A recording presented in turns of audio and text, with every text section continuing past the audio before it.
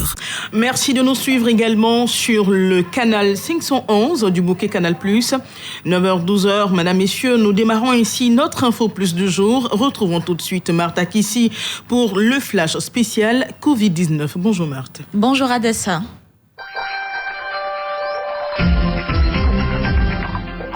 Bonjour à tous. On démarre avec la Côte d'Ivoire où la maladie continue de progresser. Le pays a enregistré ces dernières 24 heures 366 nouveaux cas et 238 patients guéris. Au total, la Côte d'Ivoire compte 13 403 cas de Covid-19, 7 146 guéris, 87 décès et 6 170 cas actifs selon les données livrées par le ministère de la Santé en attendant celle de ce soir. La mesure d'isolement du Grand Abidjan a été levée et depuis hier, c'est la libre circulation. Les responsables sécuritaires interpellent toutefois les populations. Cette levée ne doit pas être une occasion pour fouler aux pieds les gestes barrières. Ils invitent par ailleurs les populations qui se rendent à Korogo pour les obsèques du Premier ministre à respecter scrupuleusement les mesures barrières édictées. Sur le continent africain, le taux de mortalité de la Covid-19 reste néanmoins faible par rapport aux autres continents. En Afrique australe, avec 298 292 cas et 4 346 décès, l'Afrique du Sud est l'épicentre de la pandémie sur le continent. Selon les centres africains de contrôle et de prévention des maladies, la nation arc-en-ciel représente 40% de tous les cas confirmés sur le continent. En Afrique de l'Est, c'est le Soudan qui enregistre le plus de contamination avec 10 417 cas et 659 décès. En Afrique de l'Ouest, le Nigeria avec 33 616 cas et 754 décès.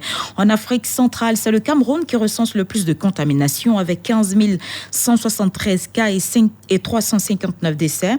Et enfin, en Afrique du Nord, l'Égypte bat le record de contamination avec 83 930 cas et 4008 décès. Au Sénégal, les autorités assouplissent un peu plus les mesures contre la Covid-19. Les vols ont repris hier à l'aéroport international, mais ce n'est pas encore la foule des grands jours. La reprise est graduelle et c'est un vol Alger-Dakar qui a rouvert le bal sur 8 vols prévus. Cette réouverture du ciel sénégalais dépend des pays de destination car de nombreux États n'ont pas rouvert leurs frontières dans la région.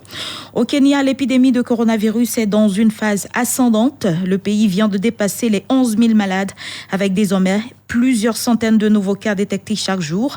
Une montée en puissance du virus alors que les restrictions ont dû être allégées pour soulager l'économie. Dans le secteur public, c'est l'inverse. On accentue les mesures car de plus en plus de malades sont enregistrés jusqu'au haut de l'État.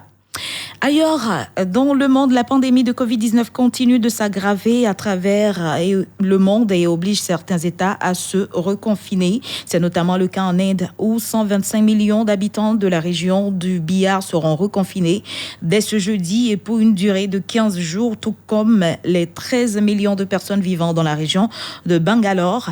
La même décision a été prise en Colombie où les habitants des 2 plus grosses villes du pays sont elles aussi à nouveau confinés depuis lundi. Et on termine avec les États-Unis, le pays le plus lourdement touché par le coronavirus qui affichait hier un bilan total de 3 355 457 cas de Covid-19 et de 135 235 morts. Le nombre de nouveaux cas recensés sur les dernières 24 heures qui est de 58 858, tandis que 351 décès supplémentaires ont été répertoriés. Le président Donald Trump, qui est apparu masqué pour la première fois depuis le début de la pandémie, a affirmé qu'un traitement ou un vaccin serait disponible d'ici la fin de l'année. En attendant, des mesures de restriction font leur retour dans les régions les plus touchées comme la Floride ou la Californie, où les bars et les salles de restaurants en intérieur ont à nouveau fermé leurs portes.